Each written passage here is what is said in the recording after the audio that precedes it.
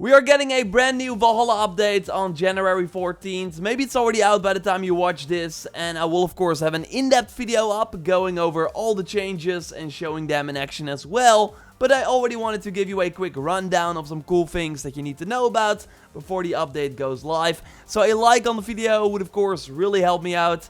And let's go. You can enter my weekly Helix credit pack giveaway for 2,300 Helix credits by clicking the link in the pinned comment. And these giveaways are for subscribers of the channel only. I will email the winner and announce it in the weekly reset video. Okay, first things first, we got many fixes for some issues that occurred with recent patches or that I know are in the game for quite some time, including where the maximum amount of arrows that you could carry around would be stuck at 12 while you had like an upgraded quiver. This should be fixed now with this new update, so we get our arrows back again, where the Merry Loot disguise would not disappear after finishing the Gloucestershire arc. So you can finally remove that cloak with this update. Some people could not get the Man's Best Friend ability after the A Little Problem settlement quest, or could not fast travel after patch 1.04. As you see right here, these lines are from the new patch notes. These things should be fixed right now. And you likely know about the Way of the Berserker mission, right? That you can get in the Ubisoft Connect section of the game right now, or if you pre-order the game, you got the mission at launch. Well, at the end of the mission, Bjorn joins your crew,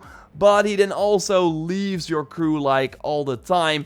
Well, that should now be fixed according to the patch notes, so he will remain on your ship. And speaking of Ubisoft Connect, the achievements in this sort of window should now properly work. I thought they already were at it, but they never really popped for me, so that should be fixed with this update. And I really hope they add some limited community challenges as well. We actually saw that in Origins, for example, for the Trial of the God bosses. And Immortals actually has it as well. So I want it in Valhalla too. Hopefully that is what this update brings. A sad change is that they are removing that opening the menu right before hitting the ground tactic to negate fall damage. So now we have no more ways to completely ignore the fall damage other than using the Allsvinder mount, of course, if you bought that in time at Reda. And this will be very interesting to try out. They namely rebalanced initial damage dealt with the harpoon impalement, so we are getting a nerf for that. Really curious how it's going to impact the ability, but I still think it will be great to use it to throw enemies off ledges or like throw them against each other, for example. So I will leave a link to the patch notes in the video description so you can check them out for yourself. Again, a way more in-depth video coming when the patch goes live, showcasing everything in action. There are some other cool things happening as well. But in this video, I already wanted to keep you up to date because this just dropped. So I thought, let's make a quick video about it. Of course, subscribe for way more Valhalla content. A like on the video would really help me out. And if that patch video is already up, you should have seen a bubble already at the start, or I will link to it at the end of this video. And now, let's take a look at some screenshots that you can send in via the Valhalla Raptor hashtag on Twitter, or via the dedicated pictures channel in our Discord that you can join via the link in the pinned comment.